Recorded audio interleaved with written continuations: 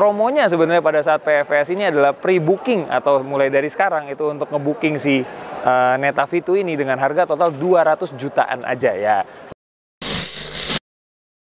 Halo Sobat Mobilku, balik lagi sama Ulung Putra Windy di channel mobilku.com. Hari ini kita ada di booth, di belakangnya tulisannya itu Neta ya. Jadi mungkin yang udah pernah ke Gias, IMS sebelumnya ya, kayaknya kalau ke IMS kemarin dia nggak ada. Tapi ini adalah salah satu mobil ya listrik China, kembali lagi ya, datangnya dari China. Tapi bisa dibilang yang di depan saya ini sebenarnya pembaruan gitu ya. Ada angka 2 Romawinya itu adalah Mark II. Padahal sebenarnya aslinya yang keluar dari China sama masuk ke Asia Tenggara lewat Thailand itu namanya Neta V. V only gitu ya. Nggak ada strip, nggak ada 2 Romawi. Jadi benar-benar V aja gitu loh. Itu, nah ini yang masuk ke V, yang Neta V2 ini adalah mobil yang memang dibuat dan dirakit di Indonesia gitu. Jadi ini sudah menyesuaikan dengan consumer base-nya Indonesia. Nah, apa aja sih yang beda dari Neta V sama Neta V2? Yuk, kita mungkin mau lihat ke Neta V-nya dulu kali ya. Boleh ya? Yuk. Kalau Neta V, kalau tadi kita sekelebet sebentar gitu ya, kita lihat di Neta V2-nya, bagian depannya tuh emang udah beda gitu ya, dari grillnya segala macam. Lampunya ya kurang lebih agak-agak mirip, tapi mau sebenarnya ada beberapa desain yang berbeda dikit. Neta menyebutnya ini adalah dolphin-like design, jadi bentuknya kayak dolphin atau lumba-lumba gitu ya. Makanya kalau dilihat dari ini yang bentuk aslinya begini, nggak pakai grill tambahan itu. Cuman kalau misalnya punya tadi yang Neta V2, di bawahnya tuh ada chrome-chrome-nya. Jadi gayanya udah lebih sporty. Tadi udah ngelihat sebagian gitu ya. Mungkin kalau lihat di channelnya mobilku.com udah pernah ngelihat ada kalau mobil ini sudah pernah di-review sebelumnya sama Arif kalau nggak salah waktu itu deh. Nah, jadi saya nggak mau ngomongin panjang lebar soal masalah Neta V-nya, tapi kita langsung aja yuk pindah ke Neta V2. Ya, ini dia yang si Neta V2 yang kita balik lagi jadinya ke sini. Intinya yang tadi saya bilang, di bagian depannya udah nggak bener-bener kayak dolphin lagi. Ini tuh udah ada grill, tidak bolong, balik lagi ini garnish. Jadi ini bentuknya ya desainnya gaya-gaya sportinya Indonesia banget gitu ya. Yang seneng banget sama krom-kroman. Nih, nggak ada garnish chrome.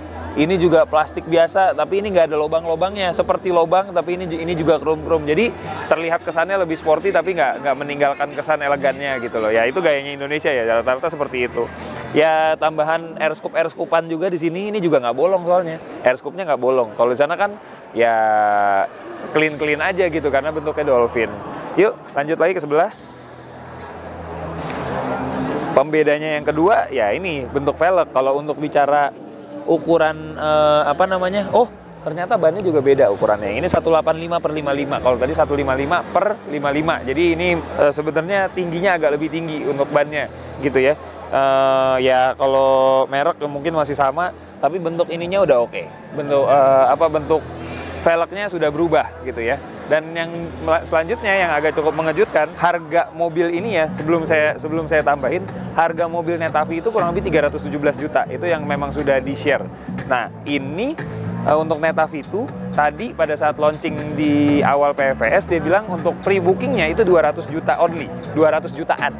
200 jutaan kita nggak tahu ya, tapi maksudnya 299 atau berapa ya, mungkin ada ininya. Tapi dengan harga segitu, dia sudah pakai cakram belakang sebenarnya nih. Tuh ya, mungkin udah pernah di-review juga sebelumnya, tapi bentuk cakram belakangnya juga untuk mobil seperti ini bisa dibilang butuh nggak butuh, tapi ternyata dipasang sama Neta. Dan ini oke sih menurut saya.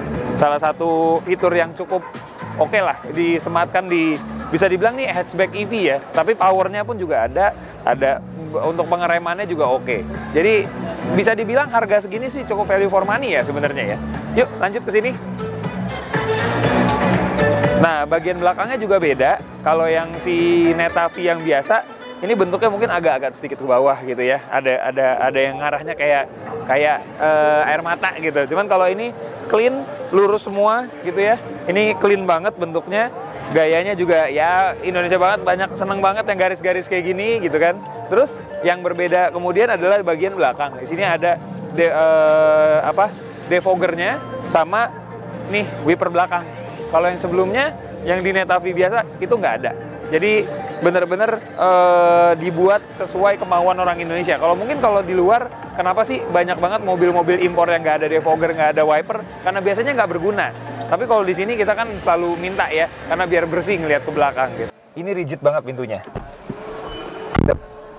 nggak ngebayangin sih kalau tadi dibilang Neta V2 ini pre-bookingnya 200 juta, tapi dia punya kualitas pintunya juga oke gitu loh. Jadi itu salah satu yang saya suka pertama. Yang kedua adalah ini bentuk screen-nya besar. Jadi ya saking simpelnya, ini sebenarnya kayak AC, terus juga apa namanya semua pengaturan mobil itu semuanya ada di sini.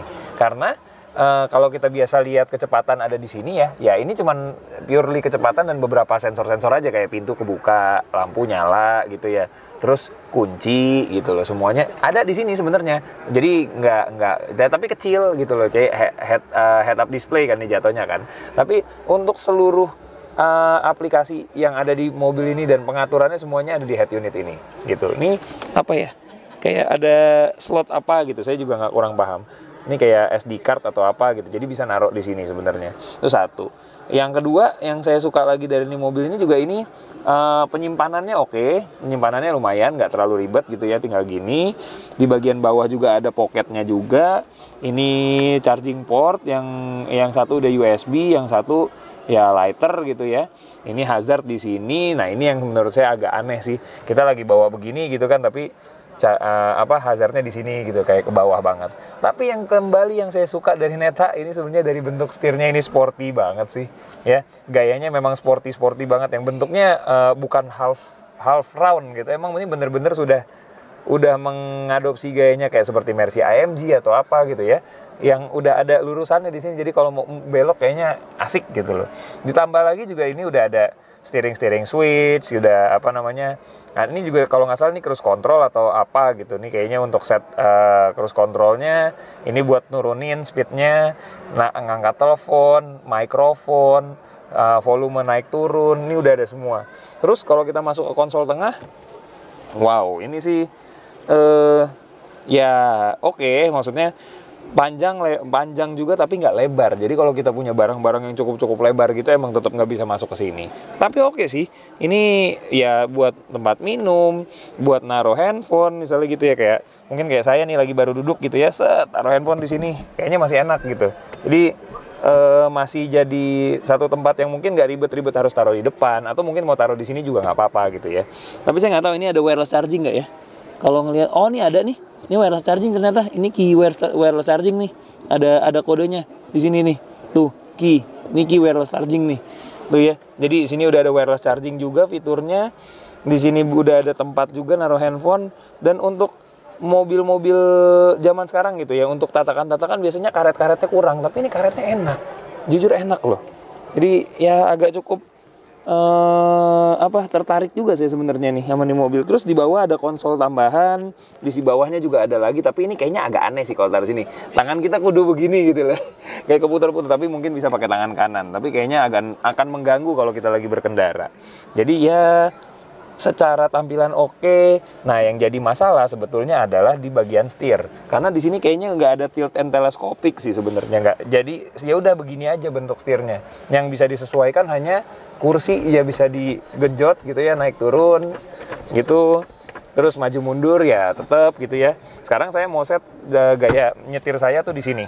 Gitu. Nih di sini ya. Sekarang abis ini kita akan tes ke belakang. Cuman ini jarak headroomnya juga oke, visibility-nya juga bagus, enak kok sebenarnya di sini. Kaca spionnya juga ini pakainya bentuknya gini tapi agak keras gitu ya. Nah tapi ini pakai anti glare ya, tapi masih manual ya, nggak pakai yang kayak pencetan gitu. Yang oke-nya lagi di bagian Neta V2 di sini udah disematkan ADAS ya. Cuman apa saja ADAS-nya memang spek full-nya belum keluar, tapi ini udah pasti ADAS karena ini sensor. Ini bukan dashcam ya, kalau dashcam pasti tambahan, tapi ini udah pasti ADAS. Nah nggak tahu nih apa aja isi ADAS-nya gitu. Yang paling kerennya lagi berikutnya adalah nih seatnya. Ini bucket seat gayanya, dan juga pakai dua tipe kulit, yaitu satu Nappa leather, satu perforated. Ini biasanya ada di mobil-mobil yang agak cukup lumayan mahal juga. Jadi ya value for money banget lah kalau bisa dilihat dari sini ya. Sekarang habis ini kita lihat yuk ke belakang, biar kita cek bagian belakangnya itu luas atau enggak. Yuk, sekali lagi ini wow, enak gitu ya.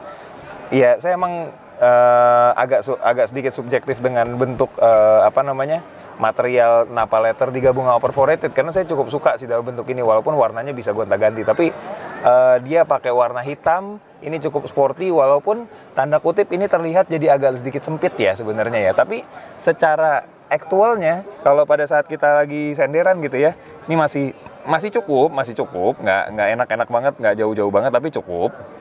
Terus gaya duduknya kita, ini tadi posisi saya nyetir nggak saya rubah, ini masih enak, nggak terlalu ngebungkuk atau harus ngedekok gitu, nggak ya, masih aman. Kalau kita tutup pintunya, wah gila, bunyinya masih deb gitu ya.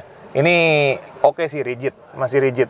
Jangan lupa ini juga udah ada Isofix-nya diselipin semua di belakang sini, ini gitu ya. Kalau mau pakai pretensioner seat beltnya juga ada di sini. Jadi bawa car seat udah gampang. Di sini ada USB charging port, ada pocketnya juga di sini. Ya standar lah kalau untuk ini ya, untuk pernak. Kalau konsol boxnya sih udah aman. Ya suka sih sebenarnya saya sih untuk yang ini. Yuk kita lihat ke belakang. Nah baru dibuka gini aja, ini luas sih sebenarnya untuk kelas hatchback. Tapi memang tidak luas banget karena biasanya kan kalau untuk beberapa SUV gayanya ke dalam banget. Tapi ini udah mengarah ke sana gitu. Jadi gayanya agak cukup ngeblesek ke dalam gitu ya, lumayan luas. Ya bisa taruh banyak barang juga di sini. Tapi yang paling oke-nya ini kan karena tutup ya. Terus kita mau cari ada ban serep nggak? Ternyata enggak. Dia adanya cuman tire kit tire sealer and inflator. Jadi ini kalau misalnya ini buat emergency aja, bukan berarti pakai ini selesai perkara gitu. Enggak, ini cuma buat penyelamat aja. Misalnya ya taruhlah kita cuma bisa jalan 80 km per jam buat ke tempat ganti ban atau apa gitu. Nah, ini bisa pakai ini dulu kalau bannya bocor di jalan. Itu ya. Terus ya sini juga udah siap. Sini udah ada aparnya juga loh. Tuh, ini udah pakai apar juga. Jadi semuanya udah safety ya, apalagi karena ini listrik ya. Jangan lupa safety untuk listrik juga harus diutamakan gitu. Ini cukup lega, bagian safety-nya juga udah aman. Kalau kita lihat ke bagian depan, mungkin kita bisa lihat kap mesin ya. Apa aja isinya. Yuk. Bersih. Bersih dan tertutup. Ini kesan saya pertama sama si Neta. Cuman ini karena display ya, jadi banyak yang dicopot-copot mungkin biar cepet kalau ada apa-apa. Karena yang bisa kita buka gampang ini cuman di sini. Ini knop buat aki. Jadi sini untuk baterai, aki segala macam gitu ya. Tapi kalau untuk cairan-cairan yang dikasih lihat tuh cuman wiper fluid aja nih di sini nih. Ini wiper fluid. Terus apa lagi ya? Ya mungkin kalau untuk lebih lanjut emang harus dicopot sih. Tapi saya sebenarnya balik lagi suka dengan kerapihannya si Neta ini nih. Nah nanti mungkin suatu saat kalau kita ada waktu kita bisa test drive kali ya. Karena ini enak banget sebetulnya kalau dilihat dari cara dia duduk, bawa segala macam. Oke sih. Oke sobat mobilku, dari tadi kita udah lihat look all around dari Neta V2. Nah bagaimana kalau yang udah pernah ngelihat Neta V, kira-kira Neta V2 tuh worth to buy nggak? Nah sekarang promonya sebenarnya pada saat PFS ini adalah pre-booking atau mulai dari sekarang itu untuk nge-booking si Neta V2 ini dengan harga total 200 jutaan aja ya. Ini yang kita nggak tahu 200 jutaannya berapa ya. 299 juga 200 juta sebenarnya. Kita takutnya ya secara datanya yang diinfo yaitu masih 200 jutaan aja. Bisa untuk nge-pre-booking Neta V2 gitu ya. Jadi yang mungkin mau cobain, yang mau SPK mungkin silahkan datang aja ke PFS 2024 di JCC Kemayoran gitu ya. Jadi oke, dari saya cukup. Saya Ulung Putra Windy undur diri dulu, nanti kita lari ke video-video berikutnya. Oke, dadah.